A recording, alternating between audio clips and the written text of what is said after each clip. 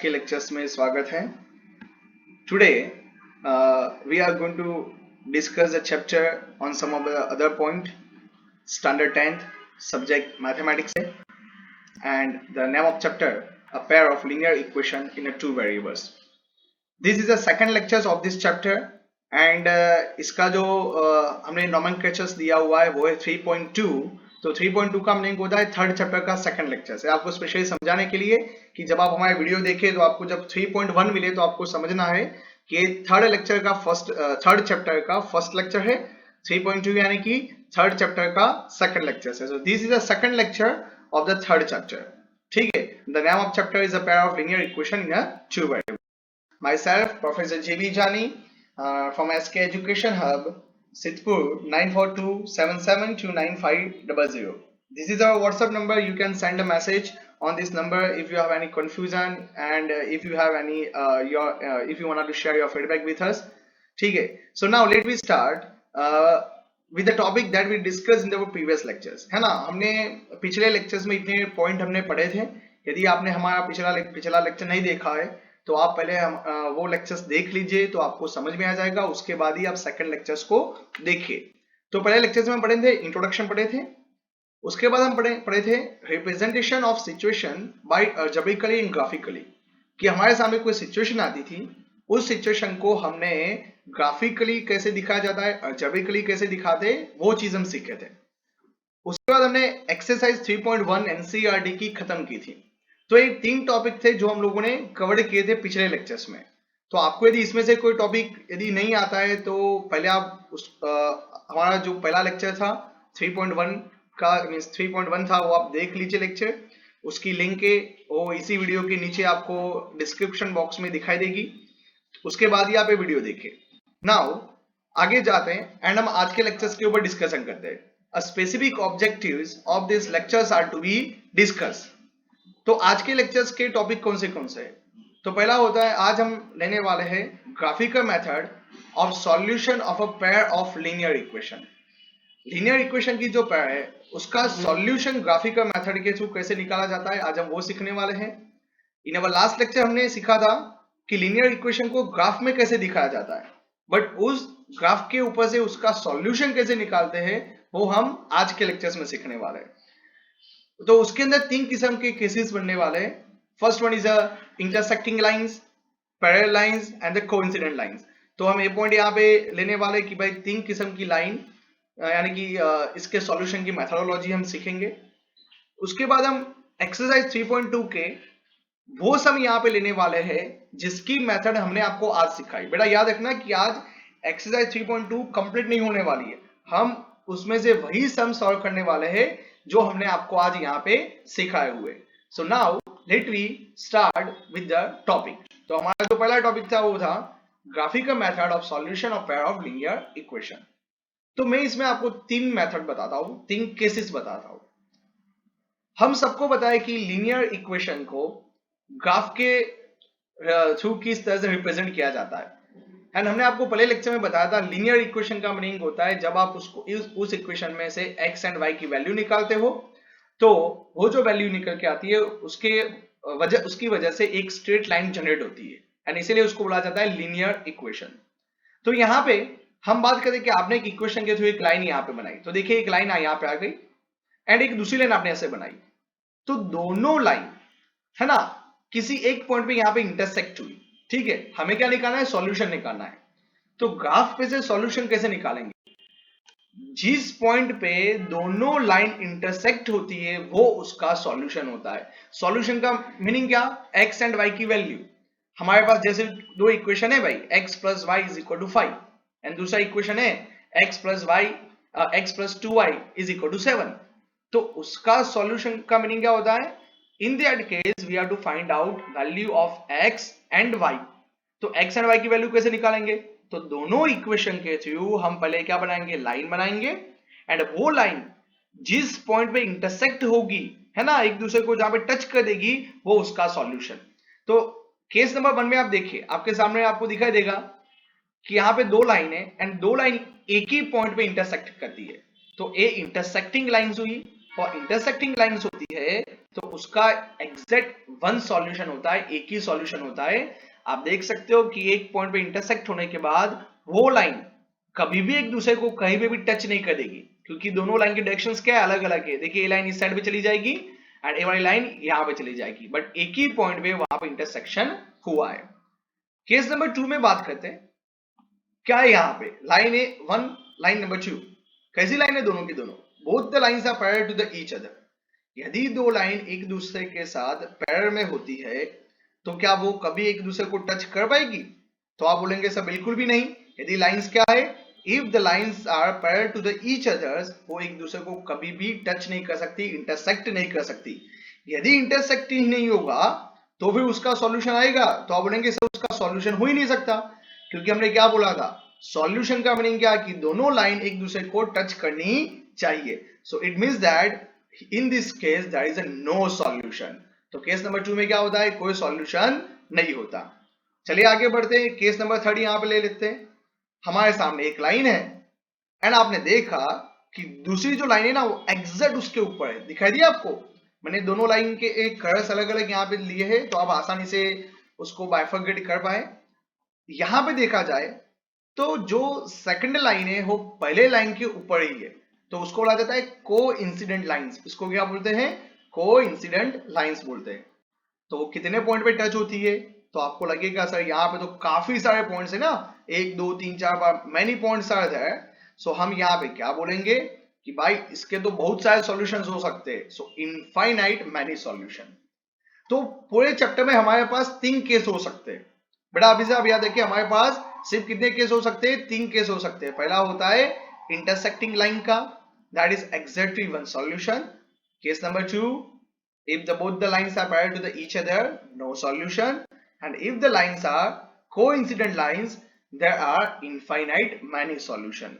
इन तीनों को छोड़ के कोई भी और केस नहीं हो सकता। तो इस चैप्टर में आपके आंसर्स आएंगे तो वो होगा either exactly one solution, no solution और the infinite many solution। तो आज के हमारे इस लेक्चर के अंदर हम क्या देखेंगे, हम जो हमें क्वेश्चन में जो सिचुएशन दी हुई है उस सिचुएशन का हम ग्राफ बनाएंगे एंड हम देखेंगे कि ग्राफ की बदौलत जो हमें दो लाइनें मिलती है वो लाइन कैसी होती है, वो इंटरसेक्ट होती है, पैरेलल लाइन है या फिर कोइंसिडेंट है। So let we check with one example of the NCERT example number 4। So यहाँ पे केस दिया है, check graphically whether the pair of equation is consistent and if so solve them graphically। तो एक consistent का meaning क्या होता है, यदि उसका सॉल्यूशन मिले तो वो कंसिस्टेंट और सॉल्यूशन ना मिले तो इनकंसिस्टेंट। एक बार यहाँ पे देखें सॉल्यूशन कौन से केस में मिलता था, आप बोलेंगे सर केस नंबर 1 में सॉल्यूशन मिलता था और केस नंबर 3 में भी मिलता था ना। केस नंबर 1 में एक ही सॉल्यूशन था, हालांकि केस नंबर 3 में कितने थे, इनफाइनाइट सॉल्यूशन थे, बट सॉल्यूशन तो थे ना। तो केस नंबर 1 और केस नंबर 3 को क्या बोला जाता है, उसको बोला जाएगा कि इक्वेशंस आर कंसिस्टेंट, बट यदि सॉल्यूशन ना मिले तो इनकंसिस्टेंट। तो बहुत ही सिंपल हो गया। आपको बच्चों क्या याद रखना है, सॉल्यूशन मिला कंसिस्टेंट, सॉल्यूशन नहीं मिला इनकंसिस्टेंट। तो let we check the example number 4। हमारे पास तो दो इक्वेशन है, हमें नहीं पता इसका सॉल्यूशन मिलेगा कि नहीं मिलेगा, तो हम उसको पहले ग्राफ के ऊपर बना देते हैं। तो ग्राफ के ऊपर कैसे बनाया जाता है वो लास्ट लेक्चर में सीखे थे। तो इस तरह से give the equation number 1 x + 3y = 6। दूसरा इक्वेशन क्या है, 2x - 3y = 12। इक्वेशन को अभी हम ग्राफिकर में दिखाना चाहते हैं ना, तो पहले इक्वेशन के ऊपर से, तो पहला इक्वेशन मैंने यहाँ पे फिर से लिखा। तो लास्ट में सिखाया था कि भाई चलो x की वैल्यू जब 0 होती है तो y कितना 2, एंड जब x की वैल्यू 6 हो जाए तो y कितना हो जाएगा 0 हो जाएगा। यहाँ पे इक्वेशन नंबर 1 में आप वैल्यू डाल के देख लीजिए। तो दो पॉइंट मुझे मिले 0 2 6 0। उसी तरह से मैं इक्वेशन नंबर 2 में से भी दो वैल्यू निकालता हूँ ना, जब मैं x की जगह पे 0 लिखूंगा तो y मिलेगा -4, एंड जब मैं x की जगह पे 3 लिखता हूँ तो 3 2 जा 6, तो y = यहाँ पे क्या हो जाएगा -2 हो जाएगा। ठीक है, 12 - 6 6, तो y = 6 / -3, तो y = -2। बेटा यहाँ पे मैंने जो वैल्यू ली है आप अपने हिसाब से अलग डिजिट भी ले सकते हो, जो मैंने आपको लास्ट लेक्चर में बता दिया था। मैंने जो पॉइंट लिए वही लेना, ऐसा कुछ जरूरी नहीं होता है। चलो इसके ऊपर से अभी हम ग्राफ बनाते हैं। तो देखिए आपके सामने एक ग्राफ आ गया। तो एक इक्वेशन नंबर 1 दिखाता है ए वाली line, this one is represent. तो पहला पॉइंट क्या था 0 2 हमने इंडिकेट किया, उसके बाद है 6 0 और हमने दोनों को ज्वाइन किया, तो वी गेट वन लाइन। दूसरे इक्वेशन की लाइन बना देते हैं 0 -4 पी पॉइंट देखेंगे यहाँ पे एंड 3 -2 दिस वन। तो आपने उसको ज्वाइन किया, एक लाइन ऐसी गई। तो दोनों लाइन कहां पे इंटरसेक्ट हुई है? बी पॉइंट पे। तो बी पॉइंट क्या है 6 0 है। सो सॉल्यूशन क्या हुआ? x is equal to 6 and y is equal to 0। तो इस तरह से हम आंसर निकाल सकते हैं और सॉल्यूशन मिला तो हम क्या बोलेंगे? This pair of equations is consistent, एक कंसिस्टेंट है एंड इनका सॉल्यूशन क्या है? x is equal to 6 y is equal to 0। अच्छा बेटा आपको एक मजेदार ट्रिक बताता हूं। आप क्या चेक करना चाहते हो कि आपका आंसर सही या गलत है? तो आप है ना इस 6 एंड 0 की वैल्यू इक्वेशन नंबर 1 और 2 में से किसी में भी आप अप्लाई कीजिए। तो देखिए भाई x की जगह पे 6 लिखिए तो 6 प्लस क्या हो गया? y की जगह पे 0 तो 0, तो 6 प्लस 0 क्या हो गया? 6 हो गया। मिल गया आंसर। नीचे देखिए 6 2 12, 12 माइनस 0 12, तो होगा ना आंसर 12। तो इस तरह से आप बोल सकते हो कि भाई आप अपने जो आंसर्स आपके आए उसको आप काउंटर चेक भी कर सकते हैं। ठीक है, उसके बाद आगे बढ़ते मैं आपको यहाँ पे एक थोड़ा होमवर्क देता हूँ। Example number 5 and example number 6 आपको सेल्फ स्टडी में देता हूँ। ठीक है, तो एनसीईआरटी का example number 5 and example number 6 आप लोग अपने हिसाब से देख लेना। अभी मैं यहाँ पे जाता हूँ सीधा एक्सरसाइज 3.2 के अंदर। सो एक्सरसाइज 3.2 में क्वेश्चन नंबर 1 क्या है? Form the pair of linear equations in the following problems and find the solution graphically. फिर से वही है कि भाई दो हमें लीनियर इक्वेशन बनाने हैं एंड ग्राफिकल मेथड के थ्रू उनके सॉल्यूशन निकालने हैं। तो चलो भाई क्या है? 10 students of class 10 took a part in a mathematics quiz। 10 बच्चों ने मैथमेटिक्स में पार्टिसिपेट किया। If the number of girls is 4 more than the numbers of boys, लड़कियां कितनी ज्यादा है?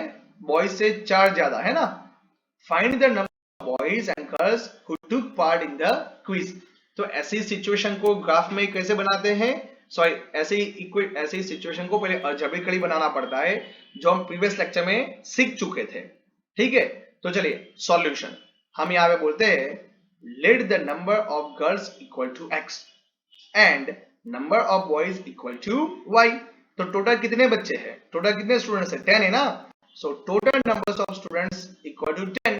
सो x plus y equal to 10 and give the equation number 1। उसके बाद हमारे पास क्या है? Number of girls is 4 more than the numbers of boys. लड़कियां 4 ज्यादा है ना। तो यहाँ पे x क्या थी? गर्ल्स थी। तो x इज इक्वल टू क्या बनेगा? y plus 4। ठीक है, ये द इक्वेशन नंबर 2। अभी दोनों में से हम वो फिर से ग्राफ के लिए पॉइंट निकालते हैं। तो इक्वेशन नंबर 1 में मैंने x की जगह पे लिखा 4, तो y क्या मिल जाएगा?